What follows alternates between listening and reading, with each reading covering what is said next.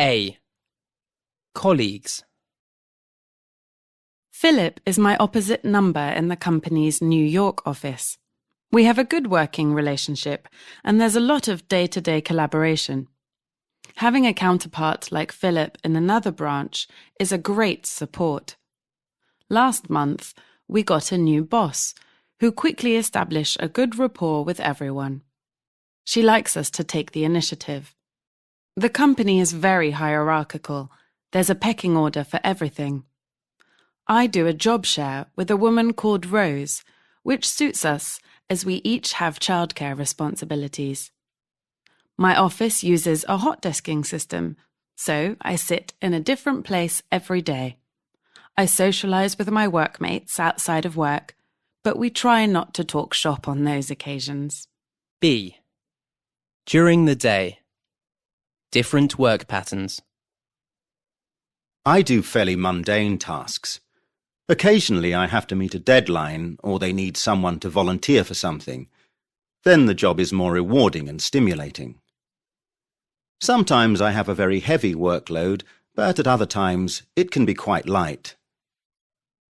I start work at my machine at 7 o'clock when I'm on the day shift. The job's mechanical and repetitive. All I ever think about is knocking off at 3 o'clock. The shift I hate most is the night shift. I start at 10 and work till 6 in the morning. It's a bit monotonous. It's not a satisfying job. I feel I need something a bit more challenging. I have a pretty glamorous job. I'm a pilot. But the hours are irregular and antisocial. I'm not stuck behind a desk, but long-haul flights can be a bit mind-numbing. Most of the time the plane just flies itself. We work to very tight schedules. But I shouldn't complain. I feel sorry for people who are stuck in a rut or who are in dead-end jobs. I started off as a technician. After retraining, I worked for a software company, and later I went in with a friend and we formed our own software company as a startup in 2009, so now I'm self-employed. My husband is freelance. He works for several different companies as and when they need work done. He's a computer programmer. A. Aspects of job satisfaction. What does job satisfaction mean? Is it just having a pleasant workplace? Or is it more than that? Can a run-of-the-mill job be satisfying? Some people are prepared to put up with a stressful or unpleasant job if it means short-term financial reward. Staff morale has been very low since the company announced a freeze on pay rises. Our new manager is very keen to encourage teamwork to help us solve problems. Is job stability more motivating than an exciting, high-risk career? After working in the fast-moving fashion industry for 6 years, Sam has decided to look for a career with a better work-life balance. Daniel's job in a dynamic new company is often challenging, but exciting. Chloe is demotivated in her current job following the recent changes in the finance sector. She is looking to work in something more creative, like marketing. She is seeking a career in something more creative, like marketing. B. Expressions connected with working life. In many countries, women are allowed maternity leave and men paternity leave if they're having a baby. If they adopt a child, they may have a right to adoption leave. What perks do you get in your job? Informal. What extra benefits do you get in your job? Formal. What's your holiday entitlement?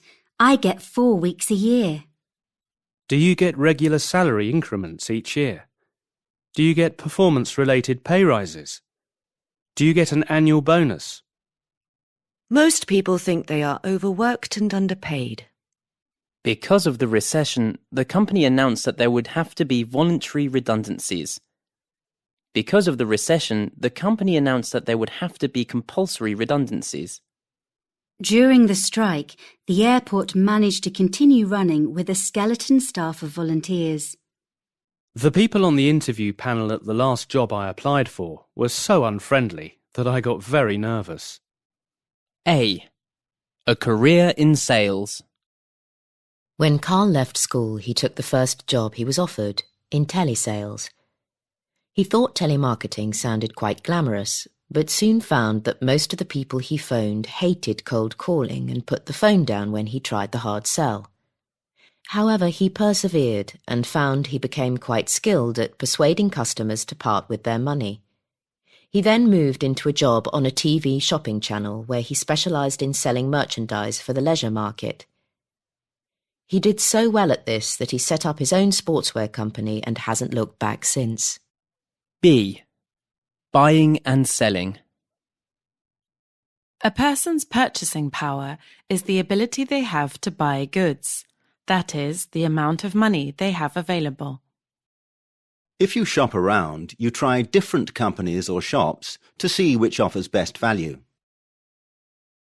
If you want to buy something, you need to find a shop that stocks it.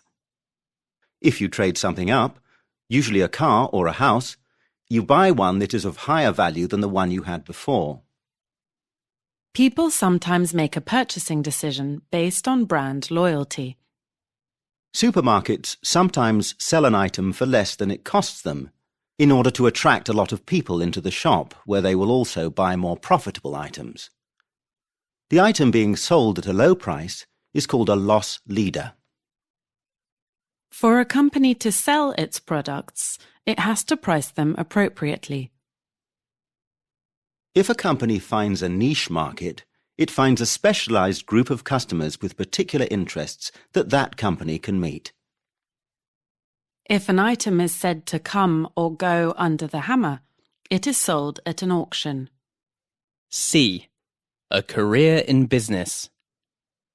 A few years ago, Tina started her own software development business, which turned out to be very lucrative. However, she got increasingly irritated by all the red tape involved in the administration of a business, and when a larger company contacted her with a proposition suggesting a takeover, she was interested. At first, the two companies could not agree on all the details of the agreement, but they managed to reach a compromise and hammer out a deal without too much delay. In many ways, Tina was sad that her company had been swallowed up, but she has used the money raised by the sale of her capital assets to invest in a business startup, an online holiday property letting agency.